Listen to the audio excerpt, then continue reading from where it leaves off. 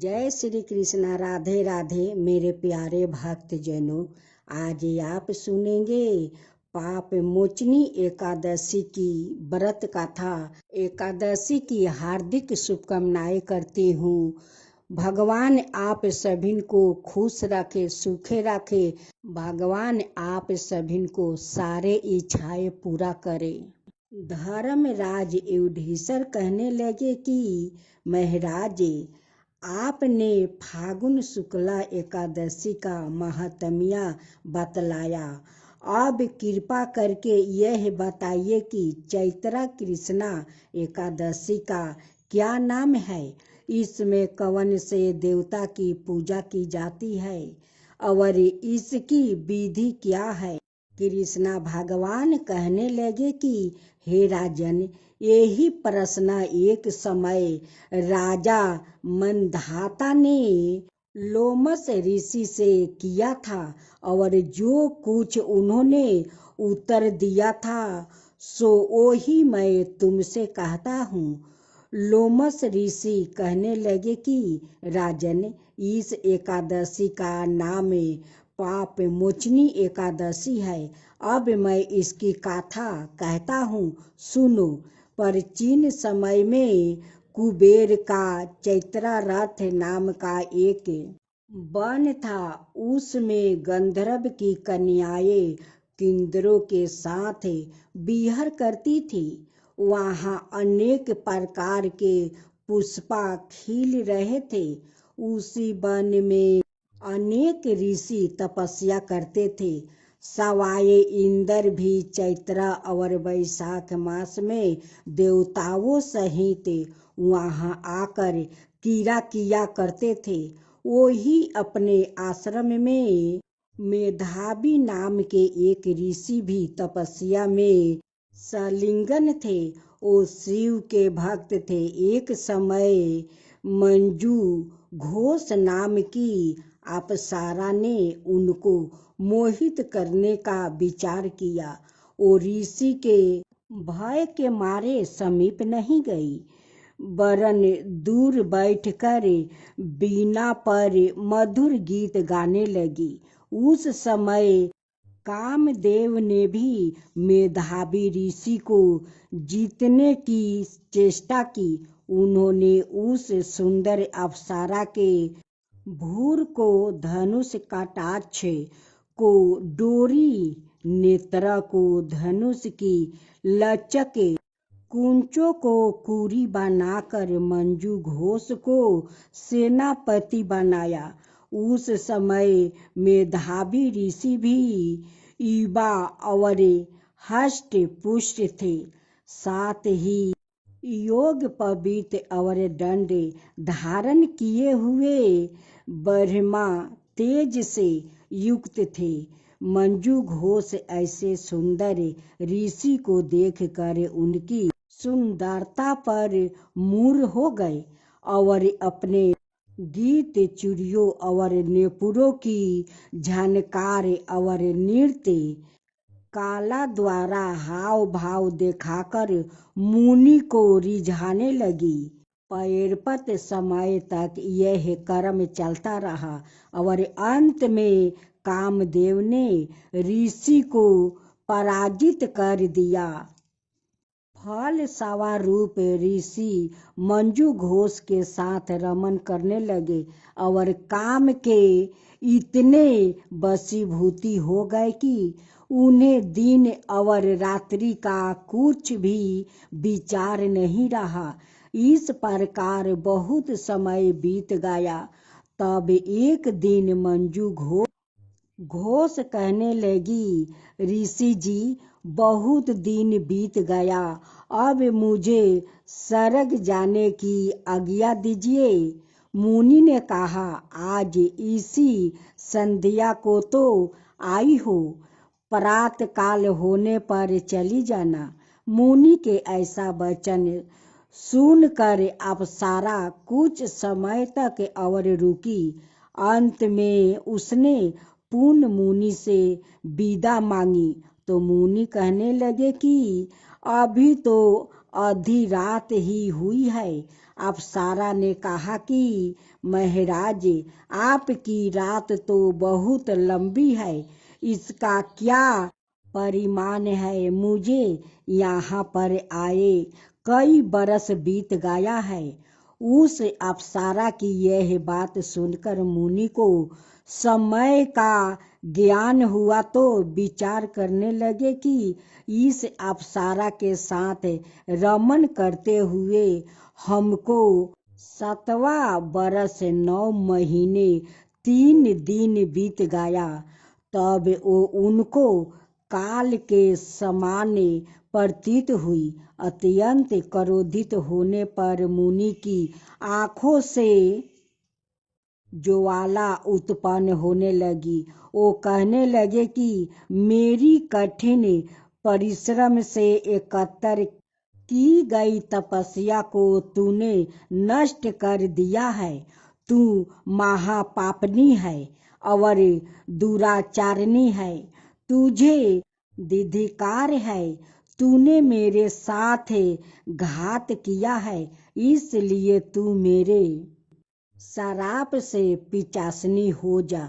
मुनि के शराप से मंजू घोष तत्क्षण पिचासनी हो गई और भयभीत होकर मुनि से प्रार्थना करने लगी कि महाराज, इस शराप का किस प्रकार निवारण होगा?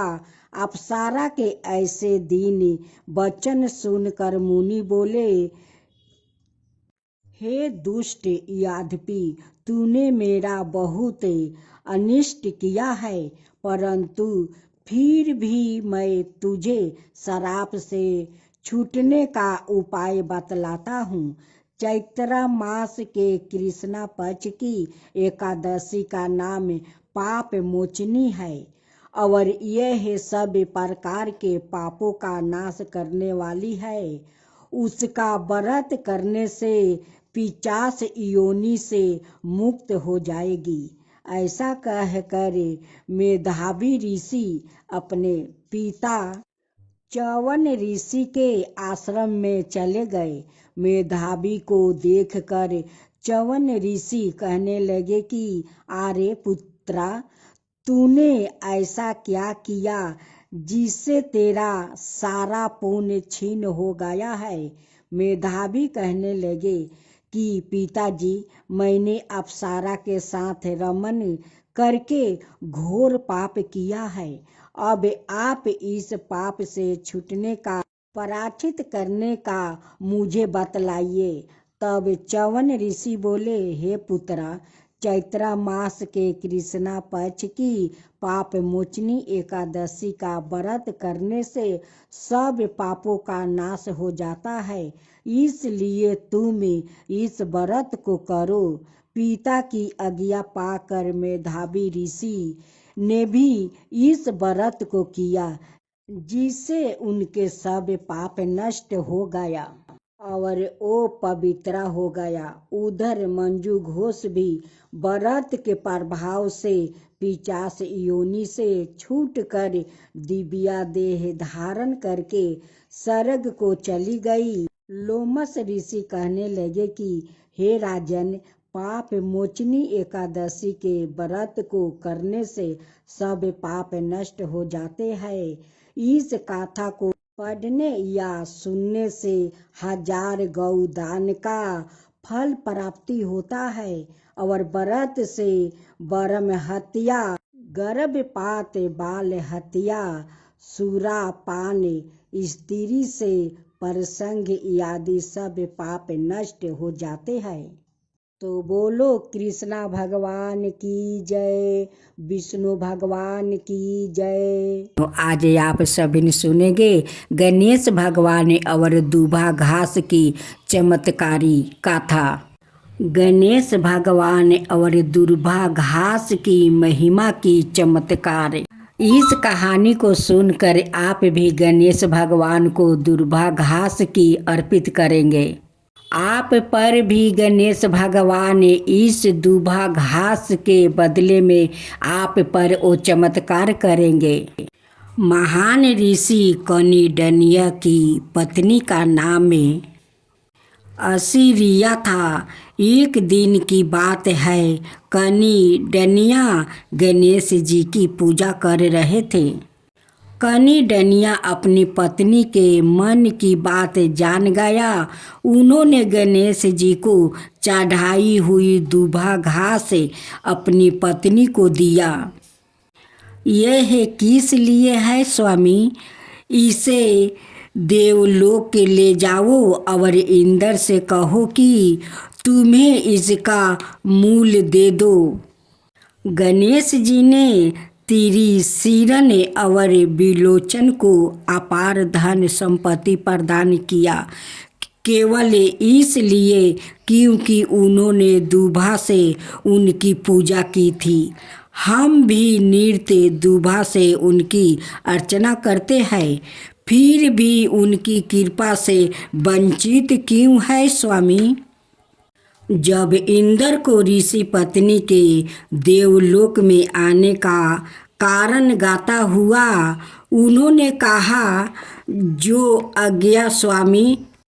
कुबेर ने जब ऋषि पत्नी और इंद्र के आगमन का कारण जाना, उसने गर्व के साथ कहा, माते, मेरे पास इसका मूल्य देने के लिए पर्याप्त धन नहीं है। ज़्यादा इतना धन के देवता कुबेर के पास हो। चलिए हम उनके पास चले। मुझे आश्चर्य है कि आप दोनों इस छोटे से काम के लिए आए हैं। यह दूबा घास तो एक हवा के झोंके से ही उड़ जाएगा। इसका वजन तो सोने की मोहर का 1000वें भाग भी नहीं होगा। फिर भी मैं इसके बदले आपको 1 मुद्राएं देता हूँ। कुबेर, यह दूबा घास भले ही तुच्छ प्रतीत होता हो, परंतु ऋषि कोनी डनिया ने इसके बराबर धन की याचना की है, इसलिए आप कम से कम इसे तोल तो ले। कि ठीक है, चलो इसे वजन करते हैं। कितने शर्म की बात है कि इतने वैभवशाली देवलोक में इस छोटे से दूबा घास के बराबर भी धन नहीं है। देखो कुबेर क्या कहते हैं। कुबेर ने इंद्र को उस दूबा को तोलने के लिए पलड़े पर रखने के लिए कहा। यह क्या दूबा का पलड़ा भारी है? अच्छा, मैं 2 स्वर्ण मुद्राएं रख कर देखता हूँ। हे इंद्रदेव, आप उस पलड़े पर उस घास के तिनके को रख दे और मैं इस पलड़े पर स्वर्ण मुद्राएं रख देता हूँ। अब भी दूबा वाला पलड़ा ही भारी पड़ रहा है। अच्छा, मैं 100 स्वर्ण मुद्राएं यह मुद्राओं से भरा पूरा थैला ही रख देता हूँ। ओ 9 रत्नों से भरा संदूक भी इस तराजू पर रख दो। 9 रत्नों से भरा संदूक रखने पर भी दूबा का पलड़ा भारी ही रहा। क्या गणेश जी की जिसे पूजा की गई है, उस दूबा घास की इतनी महिमा है? मेरे सारे का सारा खजाना इस पलड़े पर रख दो। कोषागार पूरा का पूरा खाली हो गया है, पर प्रभु यह कांटा तो तनिक भी नहीं सरका। तब भी तराजू का पलड़ा दूबा की ओर ही झुका हुआ है। सभी लोगों से कहो कि उनके पास जो भी संपत्ति है उसे दूसरे पलड़े पर रख दे। मुझे हर हाल में दोनों पलड़ों को बराबर करना है।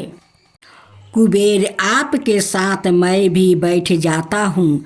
मेरे पति इस दूभा से गणपति की रचना करते हैं। मुझे यह कौतूहल होता था कि इतने सुंदर सुगंधित फूलों को छोड़कर यह दूभा ही क्यों पूजा में उपयोग की जाती है। ऋषिवर ने कृपा करके मुझे इसकी महिमा का ज्ञान करा दीजिए। हे इंद्रदेव, इसके पश्चात भी दूभा का भार ही अधिक है। मुझे अपनी धन संपत्ति पर बड़ा गर्व था, पर अब सब इस दूभा के समक्ष नगण्य साबित हो गई है। मेरा अहंकार चूर चूर हो गया है। माते, कृपया मुझे बताइए कि ऋषिवर को यह दूभा घास कहाँ से मिला। मुझे गर्व था कि मुझसे अधिक धन्यवान और कोई नहीं है। अब मेरी आंखें खुल गई है। पर अब हम करें क्या? दूभा का पलड़ा तो अब भी भारी है। हम ऋषिवर को इसके बदले में क्या दे सकते हैं? केवल भगवान शिव ही हमारा मार्गदर्शन कर सकते हैं। चलो हम उन्हें प्रार्थना करें। उनकी प्रार्थना से प्रसन्न होकर शिव जी उनके समक्ष प्रकट हुए। क्या तुम्हें उस दूभा की महिमा का जिससे गणेश की पूजा की गई है ज्ञान हो गया है? ऋषि कोनिडनिया गणेश के महान भक्त है। केवल गणेश ही तुम्हें क्षमा कर सकते हैं। भगवान, हमें आपकी पूजा में व्यवहार किए गए हैं दूभा की महिमा का ज्ञान हो गया है। कृपया हमें क्षमा करें। भगवान की कृपा तुम पर सर्वदा रहेगा और वो तुम्हें इस पाखंड अर्थात संसार से शीघ्र निकले। यह संसार रूपी वृद्धा राक्षसी कभी तुम्हें मोहित ना कर सके। शंकर तुम्हारे सहायक हो। उमा तुम्हारे लिए सत्य का द्वार खोल दे और तुम्हारे अज्ञान को नष्ट कर दे। स्वामी विवेकानंद की गाथा है। राधे राधे भक्तजनों, आज आप सुनेंगे विष्णु भगवान और माता लक्ष्मी की व्रत कथा। एक बार भगवान विष्णु जी शेषनाग पर बैठे बैठे बोर हो गए और उन्होंने धरती पर घूमने का विचार मन में किया। वैसे भी कई साल बीत गया था। धरती पर आए और वो अपनी यात्रा की तैयारी में लग जाते हैं। स्वामी को तैयार होते देखकर लक्ष्मी माँ ने पूछा, आज सुबह सुबह कहाँ जाने की तैयारी हो रही है? विष्णु जी ने कहा, हे लक्ष्मी, मैं धरती लोक पर घूमने जा रहा हूँ। तुम कुछ सोच कर रही हो? लक्ष्मी माँ ने कहा, हे देव, क्या मैं भी आपके साथ चल सकती हूँ? भगवान विष्णु ने 2 पल सोचा, फिर कहा, एक शर्त पर तुम मेरे साथ चल सकती हो। तुम धरती पर पहुंचकर उत्तर दिशा की ओर बिल्कुल मत देखना। इसके साथ ही माता लक्ष्मी ने हाँ कह के अपनी बात मनवा ली और सुबह सुबह माँ लक्ष्मी और भगवान विष्णु धरती पर पहुंच गया। तभी सूर्य देवता निकल रहे थे। रात बरसात होकर हटी थी। चारों ओर हरियाली हरियाली थी। उस समय चारों ओर बहुत शांति थी और धरती बहुत ही सुंदर देख रही थी। और माँ लक्ष्मी मंतरे मूर्ध होकर धरती को देख रही थी और भूल गई कि पति को क्या वचन वो दे कर आई है, और चारों ओर देखती हुई कब उत्तर दिशा की ओर देखने लगी। पता नहीं चला।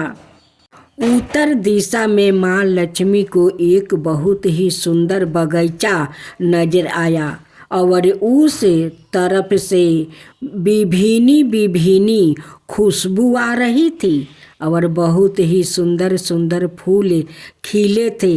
यह एक फूलों का खेत था और माँ लक्ष्मी बिना सोचे समझे उस खेत में गई और एक सुंदर सा फूल तोड़ लाई। लेकिन यह क्या, जब माँ लक्ष्मी भगवान विष्णु के पास वापस आई तो भगवान विष्णु की आँखों में आंसू थे और भगवान विष्णु ने माँ लक्ष्मी को कहा कि कभी भी किसी से बिना पूछे उसका कुछ भी नहीं लेना चाहिए और साथ ही अपना वचन भी याद दिलाना चाहिए। माँ लक्ष्मी को अपनी भूल का पता चला तो उन्होंने भगवान विष्णु से इस भूल की माफ़ी मांगी। तो भगवान विष्णु ने कहा कि जो तुमने जो भूल की है उसकी सजा तो तुम्हें ज़रूर मिलेगी। जिस माली के खेत से तुमने बिना पूछे फूल तोड़ा है यह एक प्रकार की चोरी है, इसलिए अब तुम 3 साल तक माली के घर नौकर बनकर रहो। उसके बाद मैं तुम्हें वैकुंठ में वापस बुलाऊंगा। माँ लक्ष्मी ने चुपचाप सर झुकाकर हाँ कर दिया और माँ लक्ष्मी एक गरीब औरत का रूप धारण करके उस खेत के मालिक के घर गई। घर क्या, एक झोपड़ी था और मालिक का नाम माधव था। माधव की बीवी तो 2 बेटे और 3 बेटियां थी। सभी उस छोटे से खेत में काम करके किसी तरह से गुजारा करती थी। माँ लक्ष्मी जब एक साधारण और गरीब औरत बनकर जब माधवा के झोपड़ी पर गई तो माधवा ने पूछा, बहन तुम कौन हो और इस समय तुम्हें क्या चाहिए?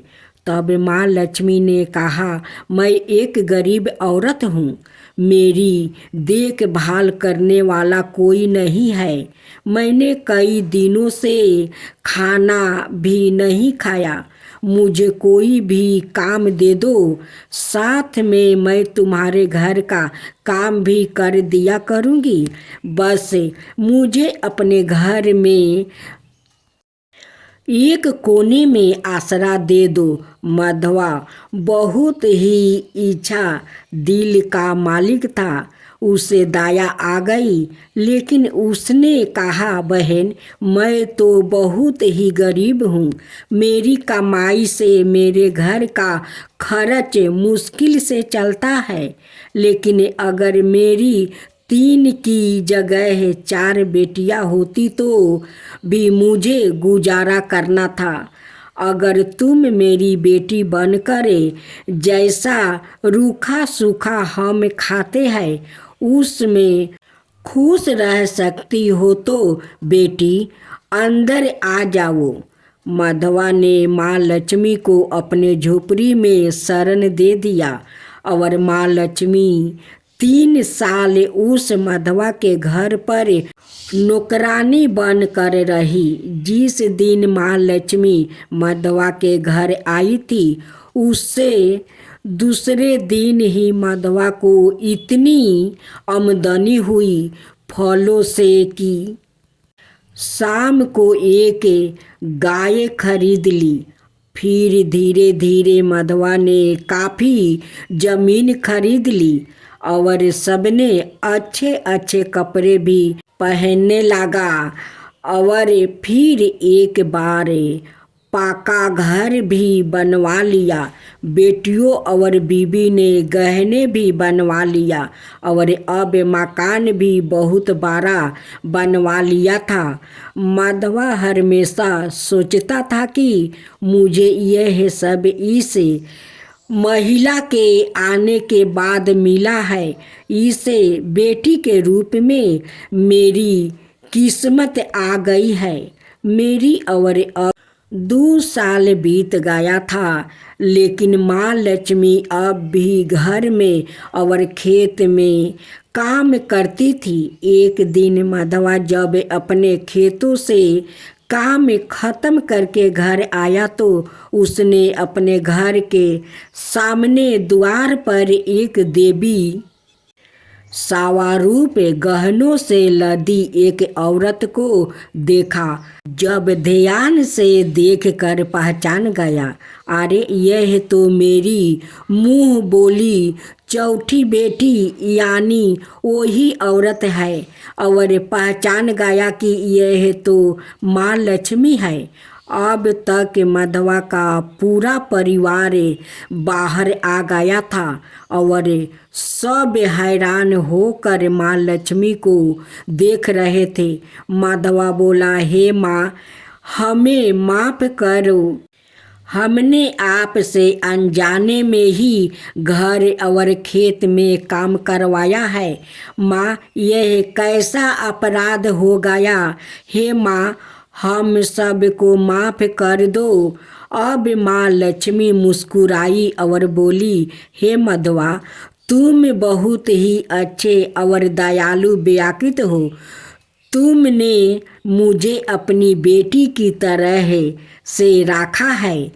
आपने परिवार के सदस्य की तरह से, इसके बदले मैं तुम्हें वरदान देती हूँ कि तुम्हारे पास कभी भी खुशियाँ की और धन की कमी ना रहेगी।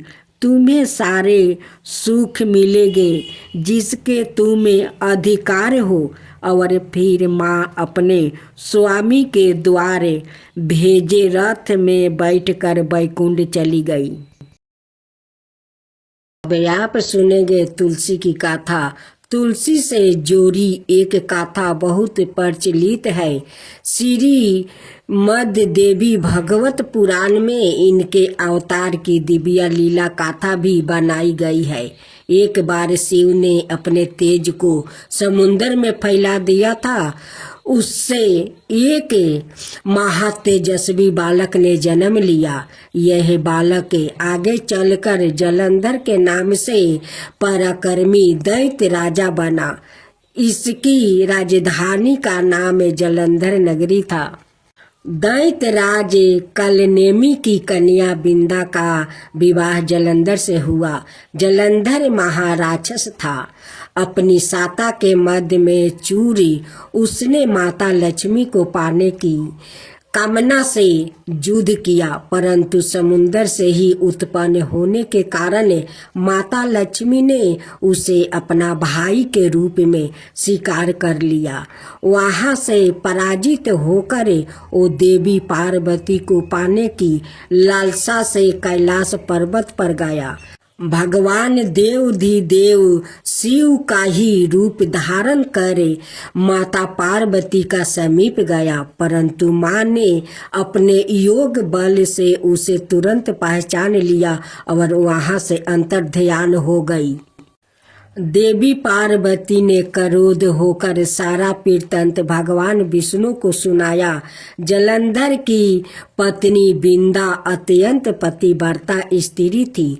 उसी के पतिव्रता धर्म की शक्ति से जलंधर ना तो मारा जाता था और ना ही पराजित होता था। इसलिए जलंधर का नाश करने के लिए बिंदा के पतिव्रता धर्म को भंग करना ही बहुत जरूरी था।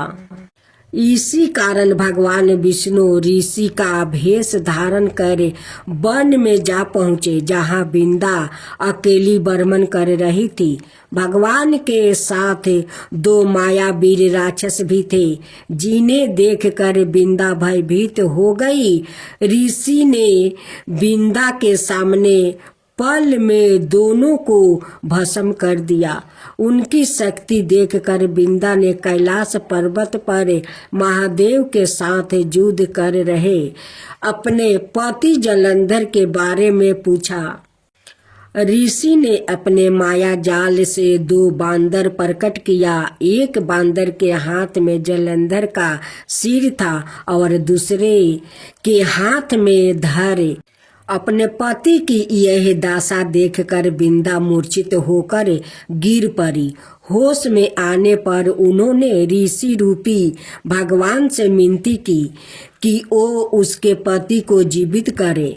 भगवान ने अपनी माया से पूर्ण जलंधर का सिर धड़ से जोड़ दिया, परंतु सवाए भी वो उसी शरीर में प्रवेश कर गया। बिंदा को इस छल का जरा आभास नहीं हुआ। जलंधर बने भगवान के साथ बिंदा पतिव्रता का व्यवहार करने लगी, जिससे उसकी पतिव्रता भंग हो गया। ऐसे होते ही बिंदा का पति जलंधर युद्ध में हार गया। इस सारी लीला का जब बिंदा को पता चला तो उसने क्रोध होकर भगवान विष्णु को शीला होने का श्राप दे दिया और सवाए सती हो गई। जहाँ बिंदा भस्म हुई वहाँ तुलसी का पौधा उगा। भगवान विष्णु ने बिंदा से कहा, हे बिंदा, तुम अपने सतीव्रता के कारण मुझे लक्ष्मी से भी अधिक प्रिया हो गई हो। अब तुम तुलसी के रूप में सदा मेरे साथ रहोगी। जो मनुष्य भी मेरे शालिग्राम रूप के साथ तुलसी का विवाह करेगा, उसे इस लोक और परलोक में विपुल यश प्राप्ति होगा। जिस घर में तुलसी होती है वहाँ यम के दूत भी असमय नहीं जा सकते। गंगा और नर्मदा के जल से स्नान अथवा तुलसी का पूजन बराबर माना जाता है। चाहे मनुष्य कितना भी पापी क्यों ना हो, मृत्यु के समय जिसके प्राण मंजीरी रहती, तुलसी और गंगा जल मुख में राख कर निगल जाते हैं। वो पापों से मुक्ति होकर वैकुंठ धाम को प्राप्ति होता है।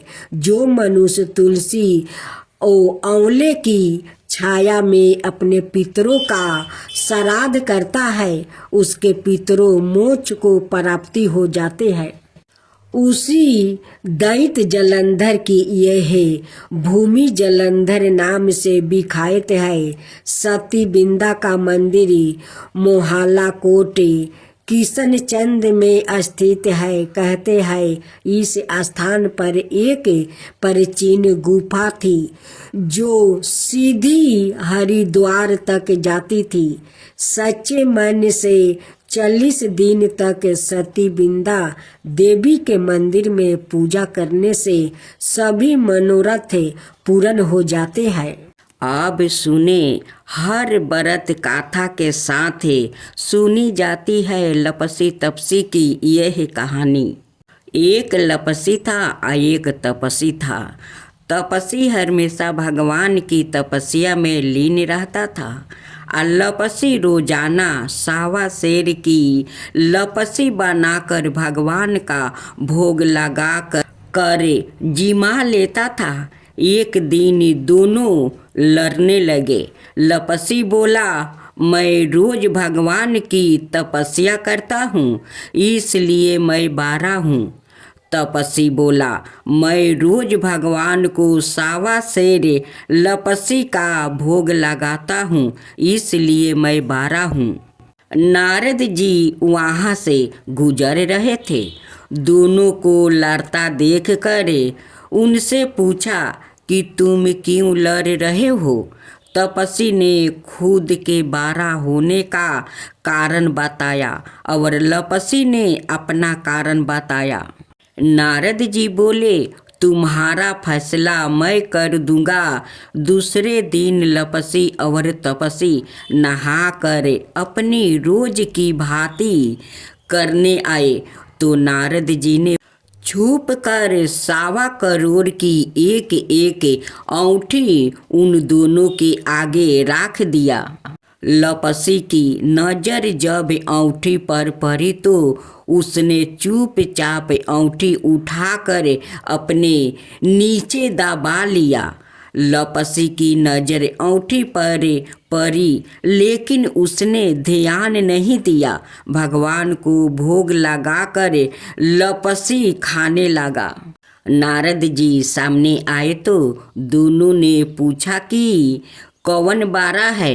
तो नारद जी ने तपस्वी से खारा होने को कहा। वो खारा हुआ तो उसके नीचे दबी औंठी दिखाई पड़ी। नारद जी ने तपस्वी से कहा, तपस्या करने के बाद भी तुम्हारी चोरी करने की आदत नहीं गई, इसलिए लपसी बारा है और तुम्हें तुम्हारी तपस्या का कोई फल भी नहीं मिलेगा। तपस्वी शर्मिंदा होकर माफी मांगने लगा। उसने नारद जी से पूछा, मुझे मेरी तपस्या का फल कैसे मिलेगा। नारद जी ने कहा, यदि कोई गाय और कुत्ते की रोटी नहीं बनाएगा तो फल तुझे मिलेगा। यदि कोई ब्राह्मण को भोजन करवा कर दक्षिणा नहीं देगा तो फल तुझे मिलेगा। यदि कोई साड़ी के साथ ब्लाउज नहीं देगा तो फल तुझे मिलेगा। यदि कोई दिए से दिए जलाएगा तो फल तुझे मिलेगा। यदि कोई सारी कहानी सुने लेकिन तुम्हारी कहानी नहीं सुने तो फल तुझे मिलेगा। उसी दिन से हर व्रत कथा कहानी के साथ लपसी तपसी की कहानी भी सुनी और कही जाती है।